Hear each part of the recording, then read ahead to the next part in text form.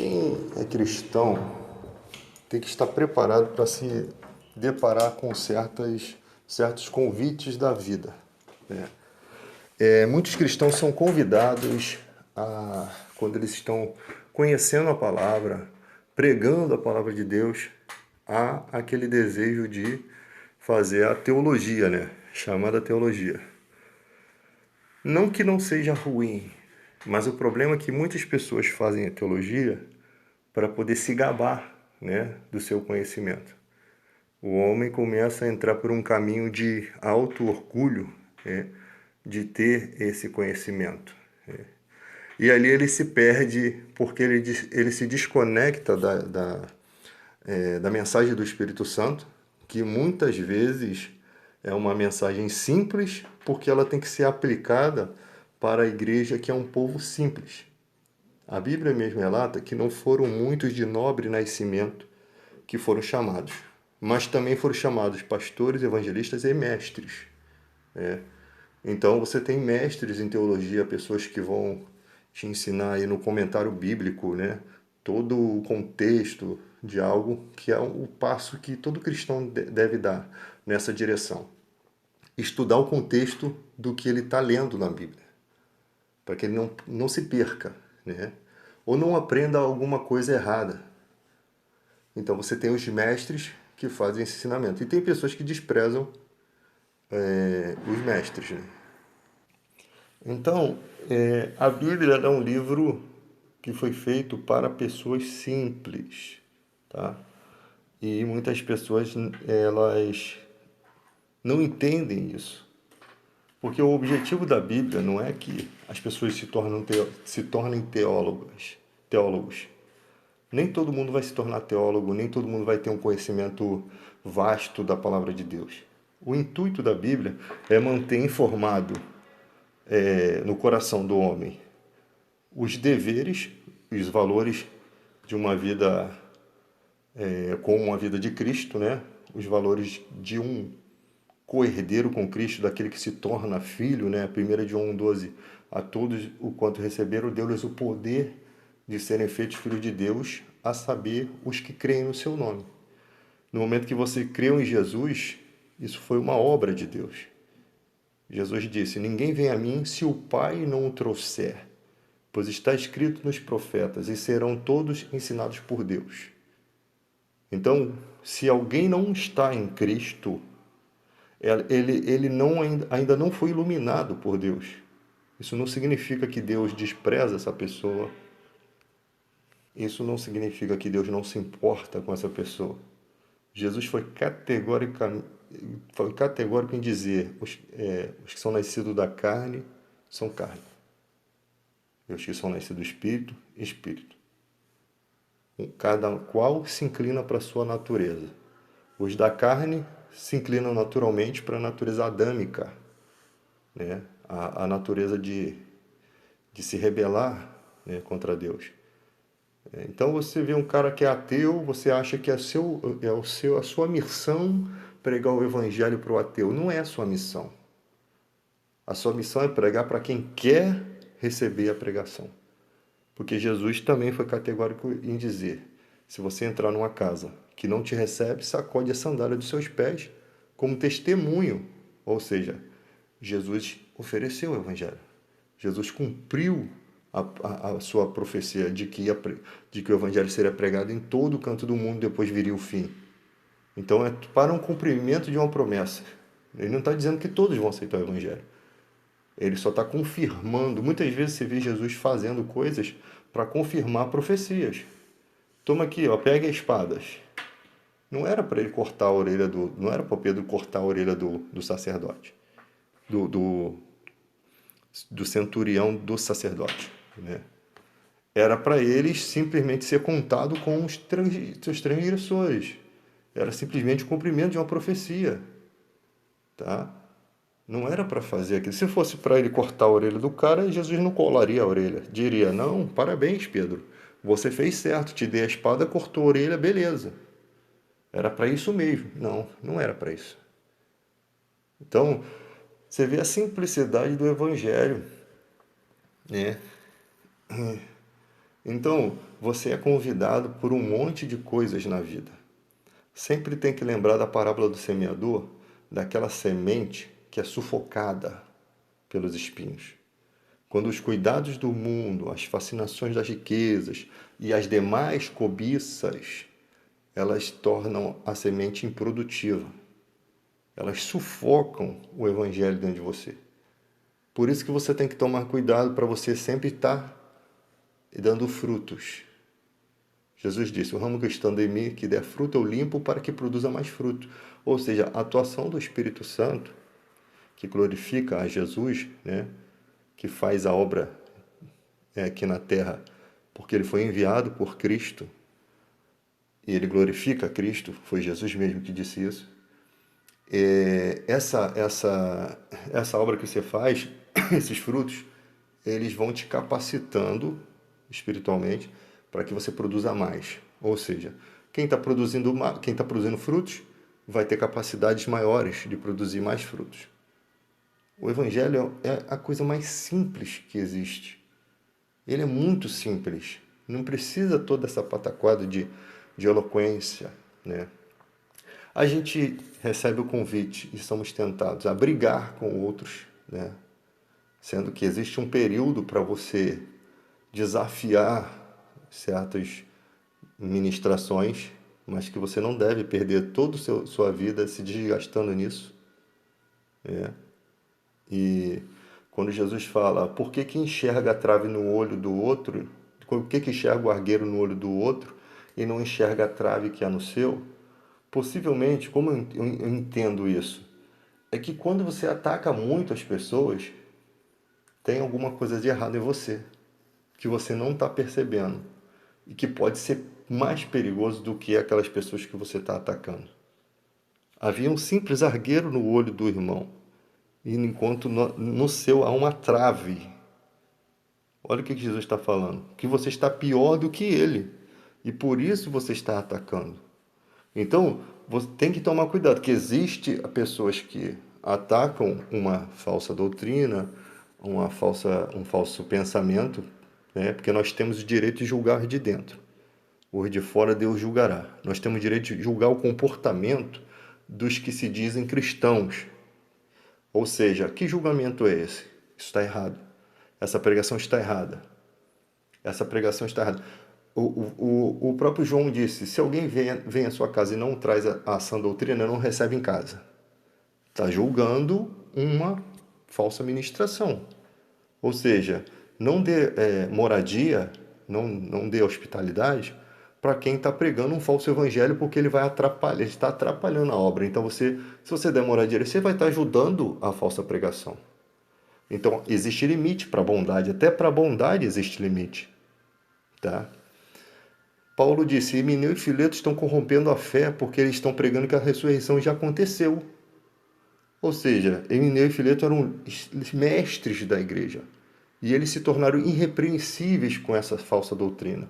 Quando eles se tornaram irrepreensíveis, o Satanás entrou no coração deles com algum objetivo que eles tinham em mente de arrastar a igreja para outro canto ao seu bel prazer e possivelmente algum interesse financeiro, né?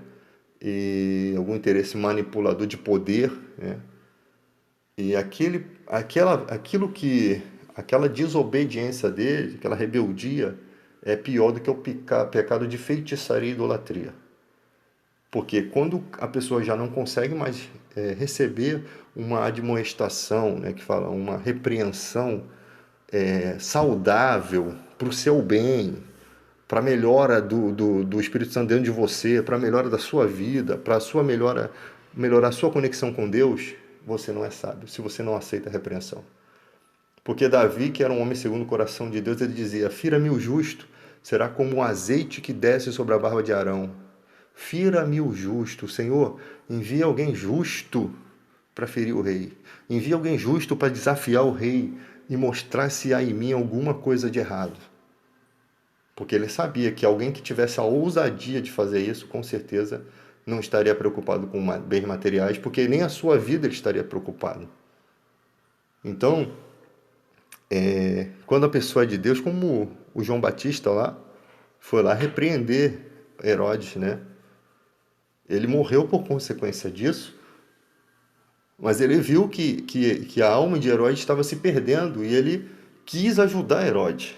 Ele quis ajudar Herodes. Só que é aquela coisa, né, cara? Quando você ajuda alguém, você pode se lascar.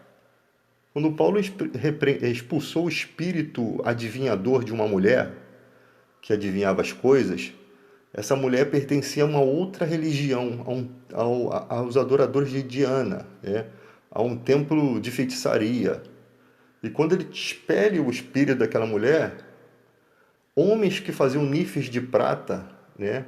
Que ganhavam dinheiro com aquelas adivinhações dela, porque possivelmente ela adivinhava, e as pessoas glorificavam, ó, glorifica a deusa Diana, que ela é a deusa que inspira essa mulher. E ali eles vendiam, ó, toma aqui o nife de prata, você vai pagar tanto. Ou seja, o dinheiro está sempre conectado à religião. A religião, muita gente entra nesse benefício institucional da religiosidade e muitos pastores do século XXI caíram nessa ideologia maligna, né? Então, quando Paulo expulsa o demônio dela, ela parou de adivinhar. Mas Paulo não foi lá e, ó, tem um demônio em você e eu vou mandar embora. Não, não foi isso que aconteceu. Ela que começou a incomodar Paulo. É.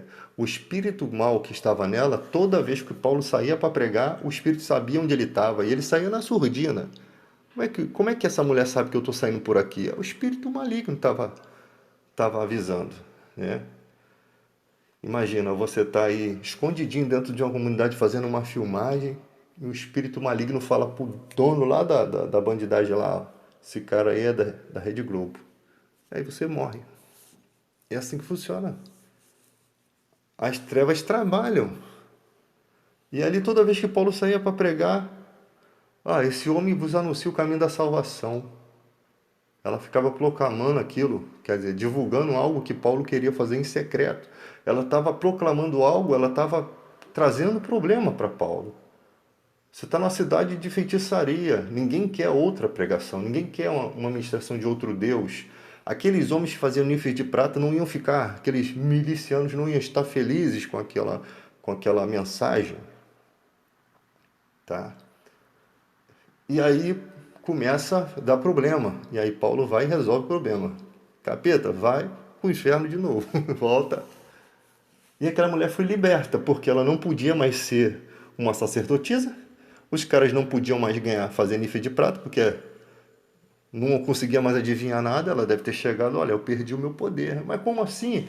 Ó, veio um pregador e expulsou e fez alguma coisa aqui, uma oração, e eu perdi meus poderes. Olha o que essa mulher presenciou. Talvez ela acreditasse que essa entidade que possuía ela, que fazia ela adivinhar as coisas, talvez ela acreditasse que essa entidade era divina. Então Paulo libertou ela. E quando ele expulsa aquele mal, ele com certeza usou o nome de Jesus, porque ele não expulsa o nome de Paulo. Essa mulher, pô, foi o nome de Jesus. Foi um cristão. Quem é esse Jesus? E você não sabe o que aconteceu com essa mulher. Uma mulher que foi fiel àquele espírito, achando que era de Deus, talvez, né? Uma conjectura aqui. E agora ela vai ser fiel a um poder maior, né? Ao poder do nome de Jesus. Tá? E o Espírito Santo atua, né? Nesse entendimento. Então, gente, tem muita coisa na Bíblia interessante, mas vocês querem bater boca com o ateu. O ateu, cara, ele não está interessado em conhecer a Deus. Ele não está interessado. Se ele não está interessado, por que vocês perdem tempo? Quando eu entro em lives de ateu, eu procuro não desrespeitar ninguém, né? E às vezes a discussão se torna acalorada, mas como a gente perde tempo com coisas inúteis? Sabe, se você pegar uma parede de concreto puro e você pregar com um prego sem ponta e um martelo sem cabo, você não vai conseguir botar esse prego na parede. Então não insista. Não adianta insistir. Pessoas não querem Deus, elas querem ganhar dinheiro com lives, tá? Você vê que o TikTok paga uma miséria, né? Para quem faz live é 1 centavo, de uma moedinha de 1 centavo, as pessoas ficam felizes por pouco. E tem que ter 10 mil inscritos. Aí fica essa briga, né? Ah, vou botar um texto para chamar atenção, para causar polêmica, para as pessoas me dar isso, me dar aquilo. É o ser humano querendo ganhar a vida de alguma forma. Imagina os pastores que conseguem ter uma manipulação de igreja, conseguem levar votos para políticos. Esses caras ficam doidos. É muito dinheiro, é oportunidade de negócio. Eles abandonam Deus por uma oportunidade de negócio. E não adianta você tentar repreendê-los, porque se o Espírito Santo não mudou o coração deles, não é você com as suas palavras que vai mudar. Mas mesmo assim, às vezes é bom você dar uma relapada, né? Para ver se acorda. Repreenda-os severamente, como a Bíblia diz, para que sejam sadios na fé. Até a forma que você repreende, você tem que ter cuidado para você não estar com a tua língua lá no inferno tentando repreender as pessoas, tá? Porque você tem que tomar cuidado com você, com a trave, né, no olho, né? E você tem que ter palavras que edifiquem. E outra coisa, aprenda a ser como um pai, um professor. O professor não precisa discutir com o aluno, simplesmente ele sabe o caminho da matemática, o caminho da história, da geografia. Ele vai ensinar o aluno. Se o aluno não quer receber o ensino, ou se o aluno vem com teses que não tem pé nem cabeça, o que você vai fazer? Você vai ficar perdendo tempo? Você vai fazer como um professor, vive da sua tese, siga para o teu caminho que eu vou para o meu. Senão você vai se aborrecer a vida toda. Então temos que ter entendimento. Então a vida te dá vários convites, essa semente que cai e os espinhos sufocam, é você às vezes, cara, o cara tá é, dedicando todo o tempo dele para coisas inúteis.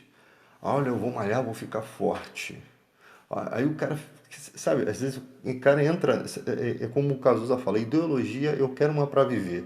O cara entra numa ideologia, mas ele se desgasta, ele perde a vida naquilo, e aquilo às vezes não tem sentido nenhum.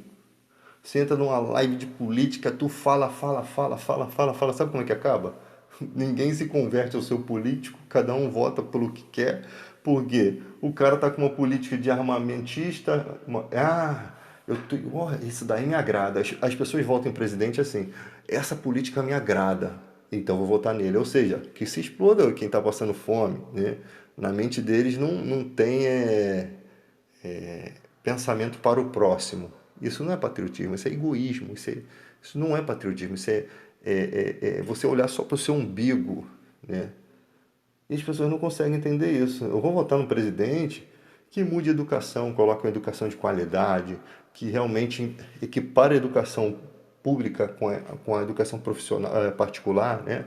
Para que esses jovens possam se esforçar mais na escola e saber que se eles se esforçarem mais, eles podem chegar mais à frente. E a oportunidade está ali, não estudou quem não quer. Porque muitos quiseram estudar, cara. Eu que sempre quis estudar, fiz prova fuzileiro, prova para aprendiz de marinheiro, e tinha que devorar os livros e aprender coisas da minha forma, porque não tinha internet, não tinha professor, não tinha ninguém para te ensinar, não tinha dinheiro para pagar um preparatório. Então a pior coisa que existe é você querer estudar e não haver a ferramenta adequada. E hoje se existem as ferramentas, algumas, né, melhores do que na minha época, e as pessoas não querem, tá? Elas preferem trabalhar de segunda a sábado para ganhar R$ 1.300. Serem escravizadas, perder ali o seu convívio familiar, perder o seu lazer, só viver para o trabalho, sonha que está trabalhando. Quando quem trabalha todo dia sabe, quem trabalha em mercado sonha que está ali arrumando as coisas na prateleira. Tu fica alienado. Aí, como é que uma pessoa dessa vai pensar em política? Como é que uma pessoa dessa vai estudar política, vai estudar a história do seu país, vai estudar em quem ele vai votar? É uma estratégia. O mundo conspira para que as pessoas fiquem alienadas, totalmente encalacradas com seus problemas, para que não enxergue a corrupção na política, para que não lute pelos seus direitos, para que não possa fazer uma greve. Se eu fizer greve, eu vou passar fome, eu vou pagar meu aluguel como? Eles colocam a sociedade, ainda mais nessa era virtual, em que as pessoas se comunicam e têm um poder de persuasão incrível, eles colocam a pessoa no escravagismo, para que mesmo que ela saiba como, ela não tenha capacidade de fazer. Então, gente, não deixe que, até sair um pouco do assunto aqui, que o foco seja perdido. Eu não preciso provar para ninguém que Deus existe, porque também não se tem como provar a existência de Deus, nem que Deus não existe. Porque vamos pela lógica. Eu nunca vi Jesus, como é que eu acredito nele? Eu nunca vi Deus, o Espírito Santo, demônios, nunca vi. Nunca vi o céu, mas como é que eu tenho essa esperança?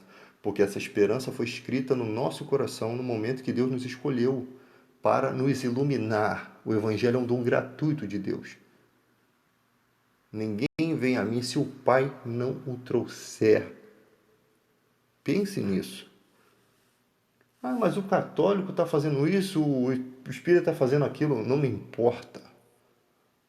Eu não vou dizer para todo mundo, vou sair atacando a religião das pessoas, eu não vou sair atacando a maneira com que ela se relaciona sexualmente com o seu parceiro que ela escolheu.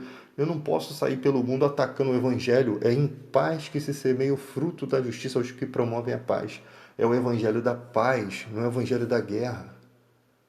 Ah, mas o cara vai liberar armas, eu vou comprar arma. E quando vier o sistema do anticristo, você vai puxar arma para lutar contra o sistema do anticristo? Como é que vai ser isso?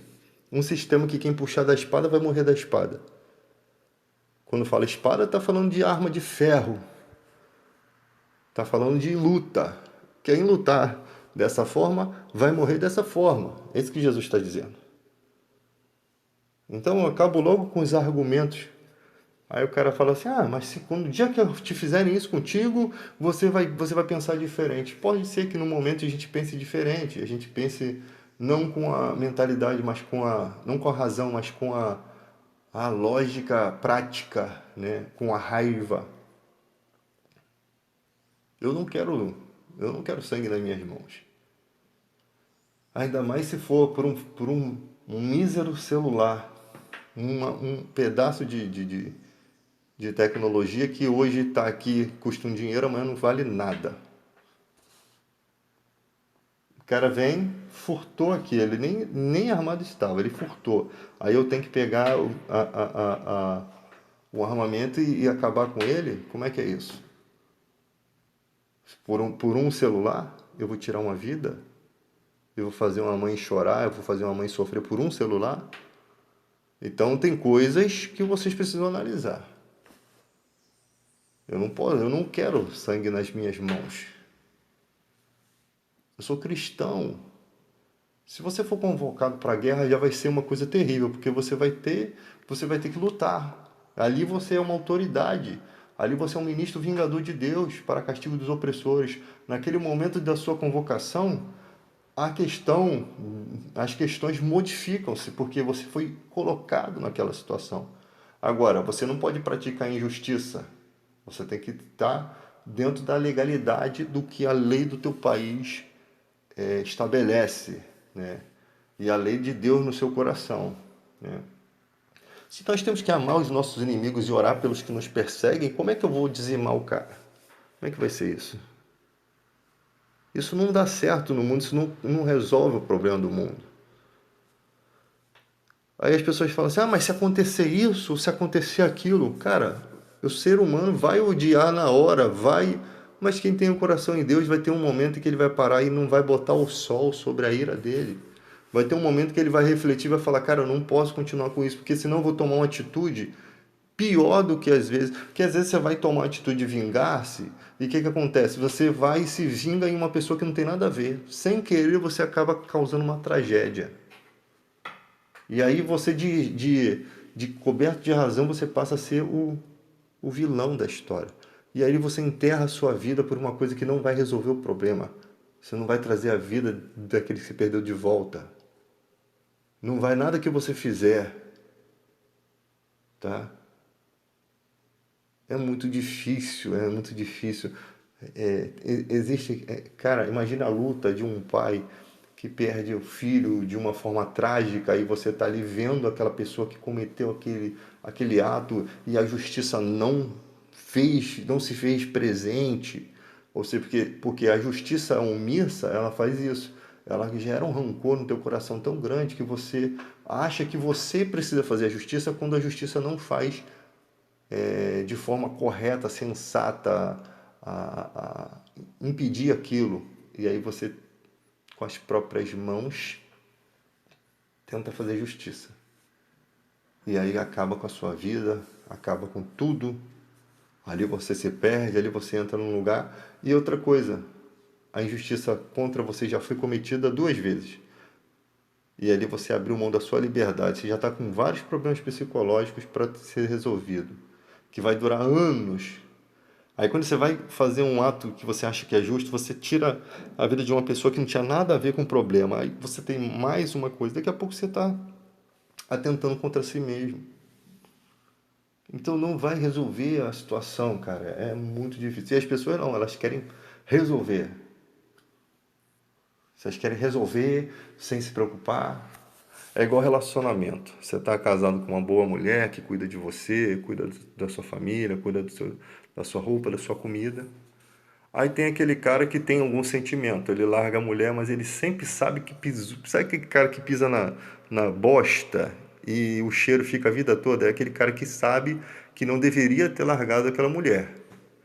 Ele sabe que aquela pessoa era boa para ele. E ele larga. Não.